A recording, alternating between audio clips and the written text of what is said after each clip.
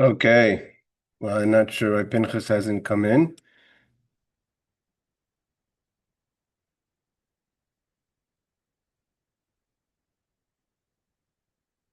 Okay, we're going to start our class, University District Minyan class, on Parshas Hashavua. So this week's Parsha, we have a few things this week. We have the Parshas Hashavua, which is Parshas Mishpatim, and we also have this week's also Shabbos Mevorchim, the month of Adar. And also this week is Shabbos Shkalim.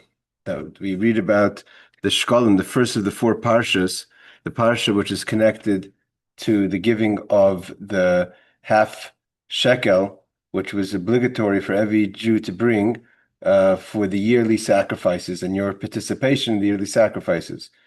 Trying to make sure 100% I didn't mess up on the schedule here. And it's actually Shkalim this week. Yes, so this week is Shkalim, Mevorchim, and Mishpatim. So we take out two Sefer Torahs this week. The Sefer Torah for the reading of Shkalim and the Sefer Torah for Mishpatim. Very much so, Mishpatim is always connected to the idea of Moshe Rabbeinu, which is always interesting that Mishpatim comes out around the time of Yud Shvat, which is the time that we celebrate the Rebbe's acceptance of leadership in 1950, 1951 on Yud Shvat. And although it usually falls out a little bit earlier, but Parshas Mishpatim is always around Shvat. I don't believe Mishpatim can maybe be Mevorchim Adar, but it's definitely not in the month of Adar. And Parshas Shkalim is always the Shabbos read either Mevorchim or Rosh Chodesh entering into Adar. And if it's a leap year, then we would read Shabbos Shkalim closer to the Adar Sheni, which is for Purim. And in this year, where there's one Adar, we read it also Shabbos Mevorchim Adar from Shvat going into Adar. And also, the one who examines the Maimorim of Shabbos Shkalim, of Parsha Shkalim, which talks about the half shekel, also very much is the idea of Moshe Rabbeinu. What does it mean, Moshe Rabbeinu? The idea of Moshe Rabbeinu is the Raya Mehemna that Alter Rebbe talks about, opens up this week's Parsha. What's interesting is that when you open up this week's Parsha and you look at it in a sense of the laws that are discussed in this week's Parsha, the laws are primarily laws that deal with that deal with Vein Adam L'Chaveroi, laws of Nezikim. Hey Pinchas. We got started Hey, without you. You tried to get in before. Chaim, I've been Chaim. trying to get on all this time. I hope it's not others are not having the same issue. So Yeah, we kind were of saying times. that this week is Parshas Shkalim and also Parshas Mishpatim, and both Mishpatim and Shkalim deal with the unique relationship and importance of the Raya Mehemna, the faithful shepherd, which is Moshe Rabbeinu, and which is interesting, like I said, because the month of Shvat is the month where we celebrate the Rebbe's acceptance of leadership in 1950-51. And also, of course, is the time, Adar is also the month of Moshe Rabbeinu. So we're going into the month of Adar, and this week is the Shabbos, the blessing, the month of Adar, the Mishanichnas Adar Marbim B'Simcha. And the Simcha happens because of Purim. That's the revealed. But the background story was because this is Moshe Rabbeinu's month. This is the month, and it says that when Haman drawed lots to see, hey Jeremy, to see how he's going to destroy the Jewish people, what would be the best time for him to destroy the Jewish people, he thought when it fell out on Purim, he was excited. Why was he excited? I'm sorry, in the month of Adar, why was he excited? Because it's the month that Moshe Rabbeinu passes away. So he thought this must be a bad month for the Jewish people. And what he didn't know is this is the month that Moshe is born. This is it's Kedai, it's the day of the Yom HaLeida, which is Mechapar and the Yom HaMisa. That Moshe's birth is more overrides. It's the beginning and the end of Moshe's life. He dies and he passes away he was born and passed away on the same day, on the 7th of Adar. And therefore, this is a happiest month, and it ends up being the happiest month. And all of Haman's plans goes down the drain and becomes totally 180. All the plans of our enemies that hasn't changed in 3,000 years plus. The Hamans that are still in Persia, that are planning the destruction of the Jewish people, Nashim v'Nashim v'Taf, Anashim Nashim v'Taf, men, women, and children, the destruction of Am Yisrael, Chas v'Shalom. They're still there, and they're still trying to destroy the Jewish people. And and they don't know. We're going in the month of Adar. This is the month of Mazel. This is the month of success. And and what leads us? What's the point of it all? Is Moshe Rabbeinu. And again, so although one who opens up Mishpatim, so although the end of Mishpatim talks about the continuation of Matan Torah, meaning to say the happenings of around the time of giving of the Torah, of how Moshe Rabbeinu prepared the Jewish people, and of course the famous statement that we have, Nasa v'nishma, we will do and then we will listen, is in this week's Parsha. But open up the name of the Parsha, and the initial messages of the first 5-6 aliyahs deal with the laws of Mishpatim. The name is Mishpatim, means the laws. These are the laws, and what are the laws? This is the laws of damages, and this is the laws of slave. So it says Ki sikne eved ivri. The Alter Rebbe says Ki sikne eved ivri means that when Moshe acquires a slave, what does it mean a slave? When Moshe makes an eved Hashem. We know that it says V'avadetem es Hashem Elokeichem. We have a pasuk in this week's parsha that says you should serve Hashem your Lord. V'avadetem es Hashem Elokeichem. You should serve Hashem your Lord. And what is the idea of to serve? Is to be an eved. Like it says in chapter 15 of Tanya, that you could be a very special person, and you could be even a Beinani that never thinks, acts, speaks, does anything wrong. Total control of their levushim, of their garments.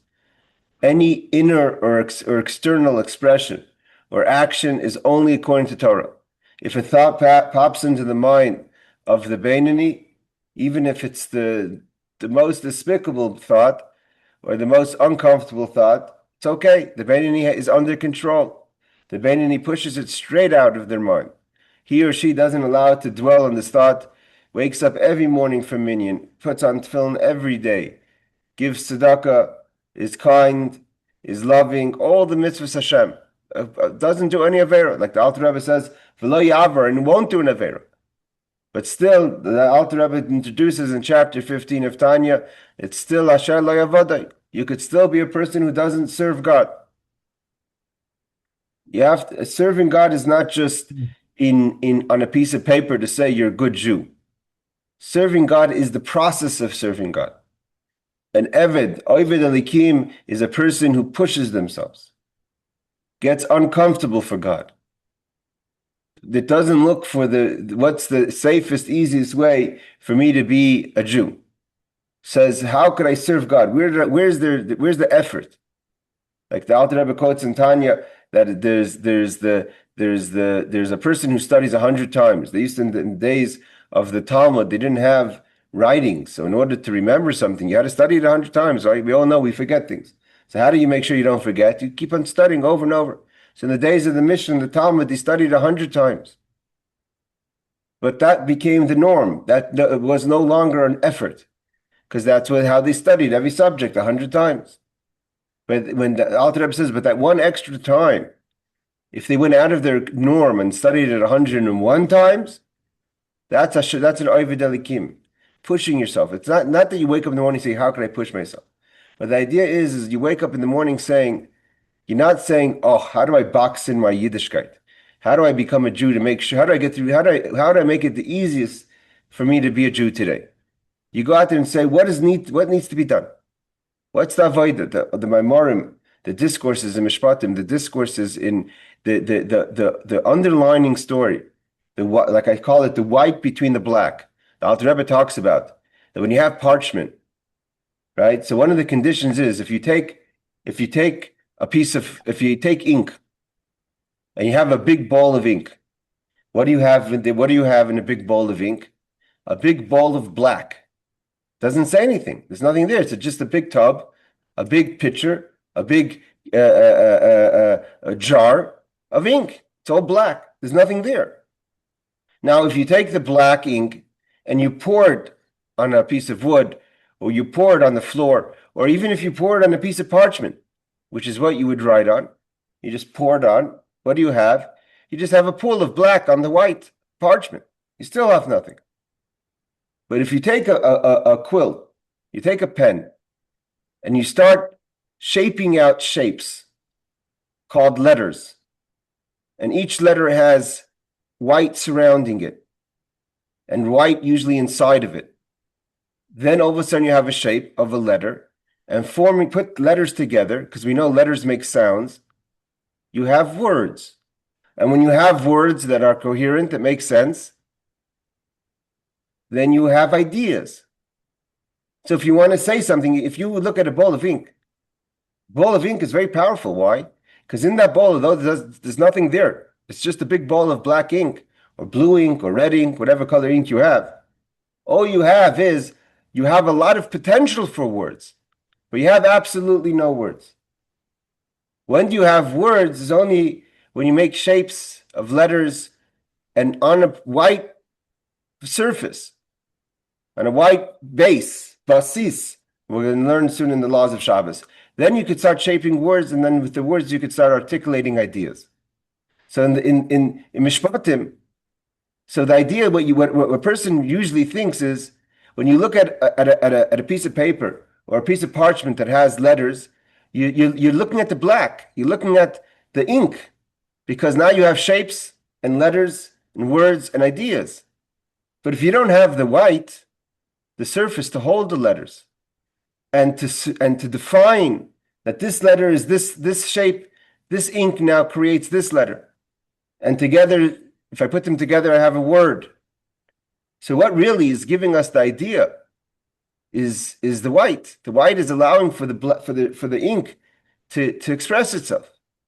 But we don't pay attention to the white. We only pay attention to the ink. So too, when you open up the Alter Rebbe explains that the white on the Sefer Torah is where all the hidden ideas are. What's really behind every single letter, because the letter can't exist without the white. Otherwise, it's just a piece of ink. So how do we create ideas is really the white, but we don't see the white ideas. Same thing when you open up the book of Mishpatim.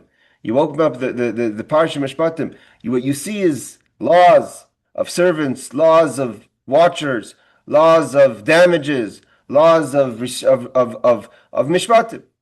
But behind it there's an idea, and that idea is from the deepest ideas of Avodah, from the deepest ideas of Hiskashrus, connection to Moshe Rabbeinu. That's all in this week's Parsha. Means you would think, where would God tuck away deep ideas of the Jewish faith? Idea of Avodas Hashem, to serve God.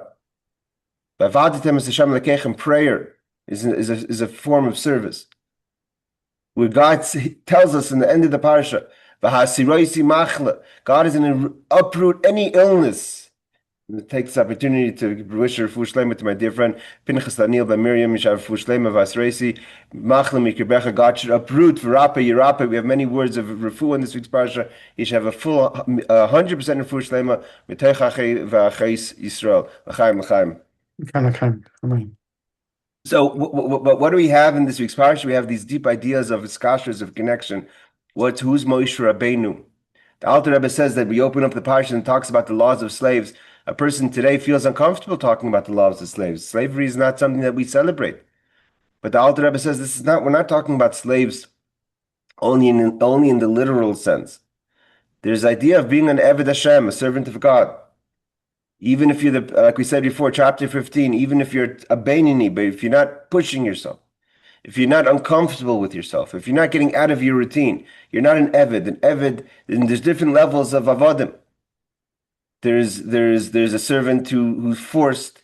There's a servant who serves out of love. There's a servant there's the maid servant who changes herself for God. A person could say, I'm giving. God made me who I am, and the way God made me, I'm going to serve Hashem. Or you could say, you know what? Let me think a second. Is the best way to serve Hashem the way I am? Maybe I could work on myself to change my character. And if I'm a person that's maybe narrow, I'm going to be more giving. If I'm a person who's all over the place, maybe I have to kind of rein myself in a bit. What does my mind tell me? Is there ways that I could change myself to make myself even a better servant of God? That's a higher level of service. That's the Amavriya.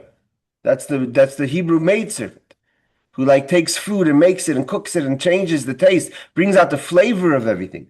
Maybe there's deeper flavor in myself that I'm not finding. Maybe I'm too comfortable with my character.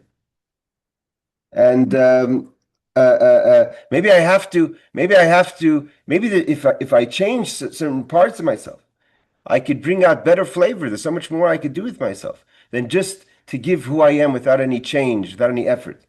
These are all ideas that are discussed in this week's Parsha of an Eved.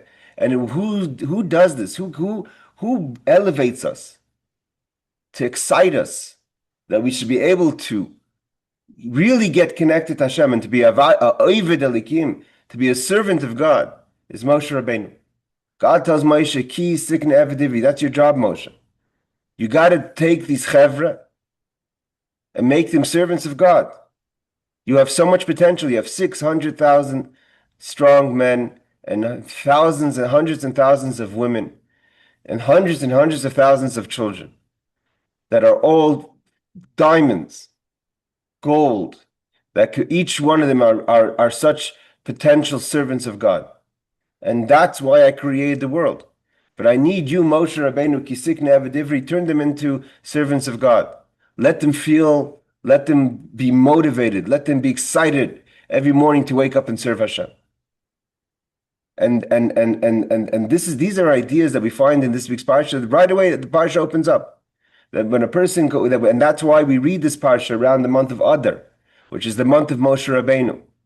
And when we wake up on the morning of Mishpatim, when we talk about these laws, there's all kind of laws of service of God. But when we wake up in the morning and we hear that we could be a servant of God and we're connected to Moshe Rabbeinu, and Moshe Rabbeinu doesn't hide himself. Moshe is everywhere the same. Moshe Rabbeinu is the same Moshe when we need him for difficult times. Moshe is the same Moshe when we need him for food, we need him for drink, we need him for a hug. We need him for das, for understanding in God. Moshe is with us on every level. Moshe, there's no part of Moshe that says, this is something I can't deal with.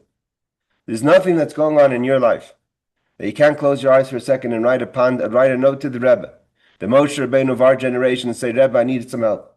I need some comfort. I need some insight. I need to feel connected. Kisikna, make me a servant of God. I want to be a servant of God. I need help. You write a letter to the Rebbe, the Moshe Rabbeinu of our generation. It's Kisik and Eved Ivri. Moshe is there in every situation for every Yid. There is an Eved Kanani, and there's an Eved Ivri, and there's Alma Ivriya. There's no level of servant that Moshe Rabbeinu doesn't have a relationship with and a plan and a way to help that person. That's Moshe's job. The Jewish people went to Moshe Rabbeinu for everything they needed in the desert. If they needed water, if they needed laundry, if they needed food, if they needed meat, if they needed bread. Anything they needed, they went to Moshe Rabbeinu. Hidavar, like Moshe says in last week's Parshat Yisrael, they need me. What do you want? The Jewish people need me. So Yisrael says, okay, you could have a system that we could deflect some of the issues we could handle from a smaller court.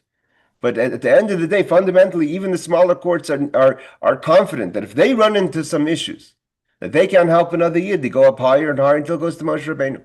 Moshe Rabbeinu set up the system that he makes sure that everyone could be helped. And comes when you have a Parshat Mishpatim that also is Parshat Shkalim. Parshat Shkalim is the Parsha we read always before the month of Adar, or on Shabbos Mevorchim Adar, or on Shabbos Rosh Chodesh Adar. This week it's Shabbos Mevorchim Adar. This Shabbos we bless the month of Adar. And what is Parshat Shkalim? One of the 4 parshas that deal with the laws of the half shekel. And what's the half shekel? God tells Moshe, Kisi says Rosh B'nai Yisrael. Same idea. Moshe lifts up the heads of the Jewish people.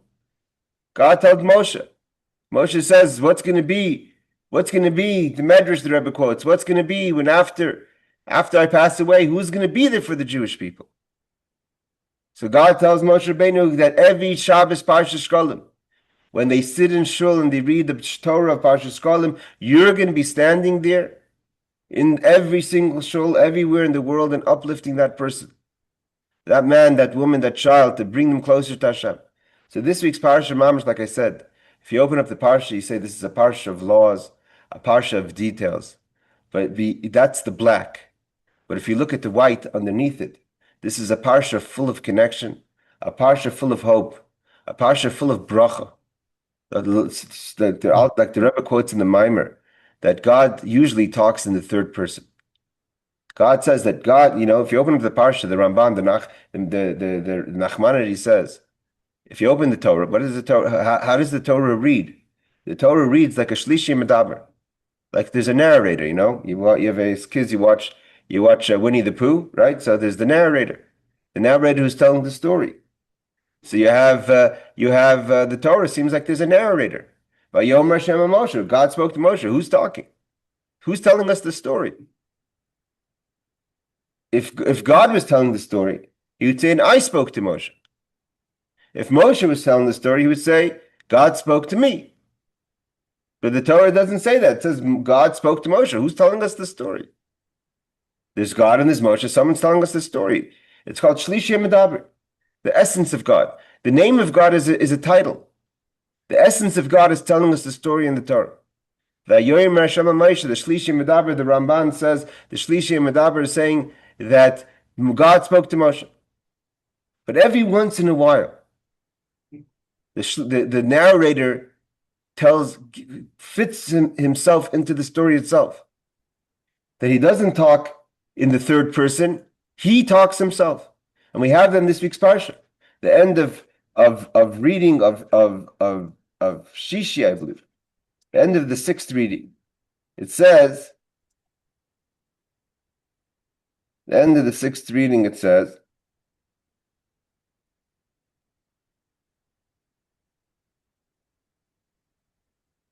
hold on, give me a second here. The end of the 6th reading, it says, "Va'avadtem es Hashem Elokeichem." Again, God starts talking in the actual, not as the narrator. He says, "Va'avadtem es Hashem Elokeichem." You should serve Hashem, your Lord. Uveirach es lachmecha, and He will bless your bread. Vesmeimecha, and your fountains, your waters. V'hasiroisi, and then I will uproot. Machla mikirbecha. The narrator cuts in. He's not passive in the story anymore. Hashem, the essence, shows that He's involved. And He says, V'hasiroisi. And then, V'loitiyah meshakele v'akar b'atzecha es mispar yemecha amale. You won't have dead days and unfruitful days in your life. What does it mean, meshakele nakara, a woman who buries her young or who's barren, where a person puts an effort and nothing comes from it? God says if you're going to serve Hashem, you're going to have fruits from your effort. You're going to be able to be typhus, and you're able to grasp the moment. And if there's any days that you have in your life that are not full, that are not meaningful, that have passed, and you didn't serve Hashem, and you didn't do the things you should be doing. We're not perfect. God says, Alais, it's on me. I will fill your days. But be an eved, be a person, be alive, be serving, be focused, show effort. Don't sit there measuring and say, what do I have to do in my negotiations with God? Throw yourself into God. Throw yourself into serving Hashem and finding purpose. And this takes us back to all the issues that where we read about this. We read about this in the month of Adar, the month that although it's the month of Purim, of success, it's also the month that our enemies wanted to destroy us. Our enemies wanted to kill the Jewish people, men, women, and children, for no reason. Haman says there's a people that are different. They eat different, they talk different, they dress different. The world doesn't need different people. Why can't everyone be as into Gashmias? Why is there these people that think they have a higher purpose? It bothered Haman, it bothered Achashverosh. It bothered the whole people of the world. We don't find anywhere that there was any protests in the kingdom of Achashverosh saying, what's going on over here? How are you killing millions of people? What did they do? There was no protest. No one could care less. We don't find anywhere where anyone protests Haman and Achashverosh's plan. But when we look at it, we say, so what do we do? What did Mordechai do? Mordechai went inside. He took the Jewish children. He said, we're going to study Torah. They davened. They fasted. They strengthened their relationship with Hashem. And then the miracle came. Not because it made sense. The Rebbe always says, how did Esther fast before she went into the king? The king didn't call her, right? We all know the story. Esther is told by Mordechai that Haman's going to kill the Jewish people. And she says, I can't talk to the king. He hasn't called me in 30 days. He's lost interest in me. And even I can't walk into the king and talk to him without permission. So what does she have to do? She has to make herself beautiful so the king will find her interesting. And maybe then she could get his ear and plead the case with the Jewish people. But she first has to get inside.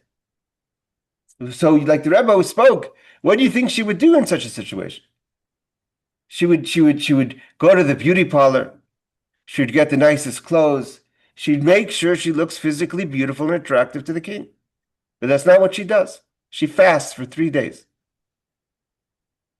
And how does a person look after they fast for 3 days? Not exactly attractive.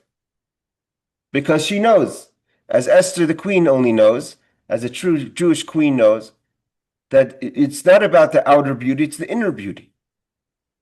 And she was working on her inner beauty and her relationship with God. She knows that it's not about, she has to go to the king. Of course she has to go to the king. But she first has to work on her inner beauty, her relationship with God. And then God would do what he does. And as the story goes, when Achashverosh sees her, after fasting for 3 days, he finds her irresistible. And he brings her in and he has the meal, and we all know how the story ends with Haman hanging on a tree. And the rest of the enemy is destroyed. This week's Parsha, we learned that when we're facing adversaries, when we're facing enemies, we're avadet Hashem lekechem, we work inside. We find to make sure we're stronger Jews. We become an eved of Hashem. Kisisa Esroish, we lift up our heads, not in shouting and screaming, but Kisisa Esroish through Moshe Rabbeinu. Moshe Rabbeinu lifts up our head in his kashrus. We know that when we're standing in shul this week, and there's enemies all over, we become strong inside. We focus inside. We focus on who we are, what our message is, what our purpose is. This is how this parsha starts. This is how the parsha ends. We're just going to finish off with an idea that says, like in the relationship of the four watchers, that you have a watcher who watches for free, right? You give someone, can you do me a favor and watch my house, watch my car? You have a person who watches for pay. You have a person who rents, and you have a person who borrows. Those are called the Arba Shomrim. And they have different laws of responsibilities. No one is allowed to be negligent.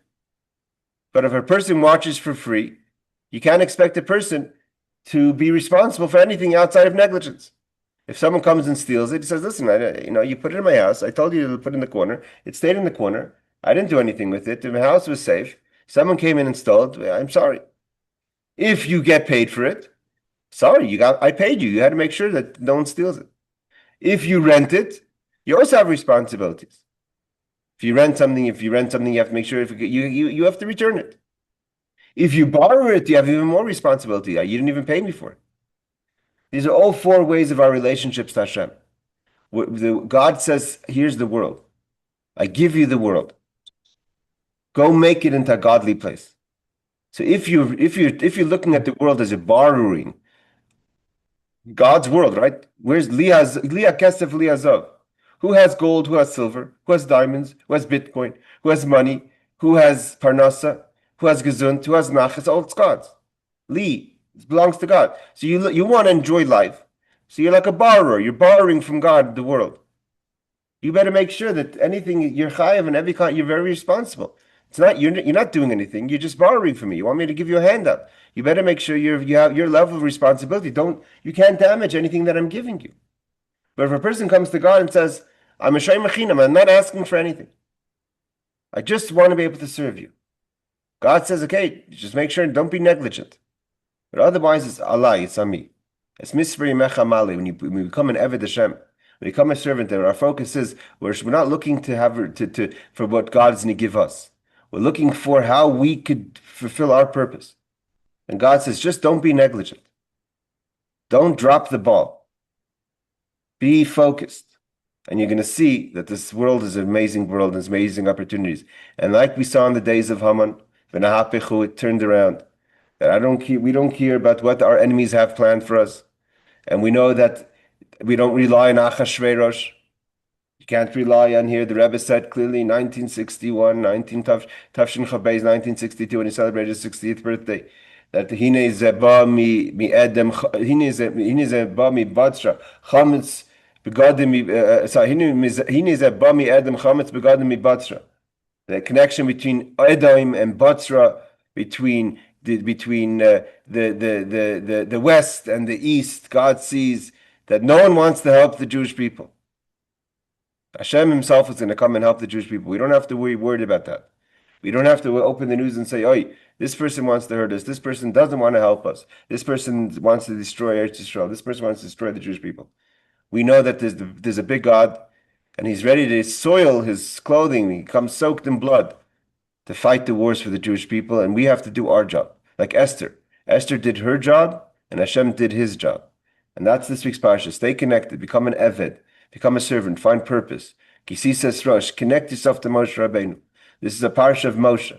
It's a Parsha of Iskashrus. A Parsha of connecting to the Rebbe. Saying the Rebbe is taking on resolutions of the Rebbe's Takanis. Learning a little bit of Rambam every day. Opening up. You can learn. It takes 5 minutes to learn the Sefer HaMitzvahs. To learn the mitzvah of the day. You open up your English website of Chabad.org and read the mitzvah of the day. It's about 10 lines. And you say a little bit of Chumash and a little bit of Tehillim daily. Like the Rebbe says today, if we knew the power of Tehillim, we would never stop saying Tehillim. That's a tradition for the Jewish people from the beginning of time. So l'chaim chaver, l'chaim everyone. And we should have nisim v'neflois, big miracles we're going to see. It's going to happen. Stay focused. Don't be negligent in our service of God. Become a servant and say, like our great forefathers said, Hineni, I'm here for you, God. L'chaim, l'chaim, l'chaim. Have a good Shabbos and have a good Chodesh. See you next week. Good night. Thank you, sir. You're welcome.